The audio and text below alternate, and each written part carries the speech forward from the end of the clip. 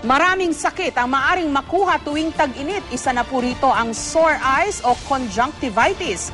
Alamin kung paano ito maiiwasan sa report ni Connie Sison. The heat is on ngayong summer season, kaya naman maraming pamilya ang nagtutungo sa mga resort o kaya naman sa beach upang magpalamig.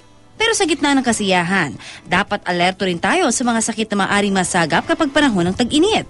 At isa na nga rito ang conjunctivitis o mas kilala sa tawag na sore eyes. Ang grade 2 student na si Daniela hanggang ngayon ay magang-maga pa rin ang mata dahil sa sore eyes. Ngayon nga lang raw uli siya makakapasok sa eskwela matapos ang 2 linggong pagkakaroon ng sakit na nakuha raw niya sa loob mismo ng kanilang tahanan. Nahawa po ako. May sore eyes po. Yung bunso ko pong kapatid. Yung una pong nagka-sore eyes yung bunso, sumunod po yung pangalawa. Sumunod na nga po siya.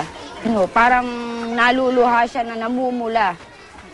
Tapos magmumuta na siya hanggang sa susunod na araw, talagang mapulang-mapula na siyang may halong maga.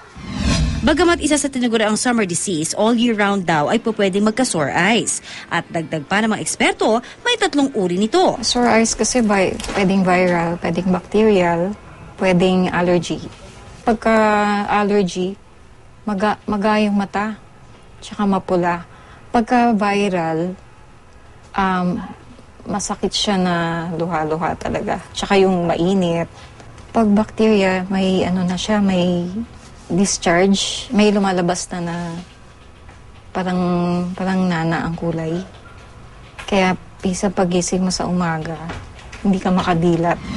Ang alikabok at usok ay ilan lamang sa maaaring maging allergen na pwedeng pagmula ng sore eyes. Maaari ring makuha ang sore eyes dahil sa adenovirus o sa madalas na pagkuskus ng mata gamit ang maruming kamay.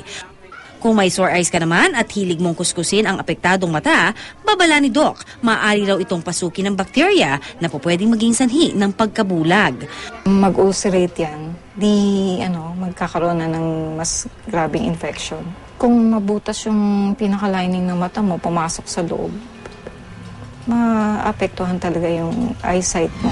Pagkain ng masusustansya at regular na paghuhugas ng kamay ang numero 1 panlaban sa sore eyes. Pero kung huli na ang lahat at nahawa ka na nga sa tinatawag na summer disease, payo ni Doc, hindi naman nakakatulong yung mga eye drops na yon. Kailangan kasi may gamot talaga. Tsaka kung tumatagal na siya, magpatingin ka na. Connie Sison, GMA News.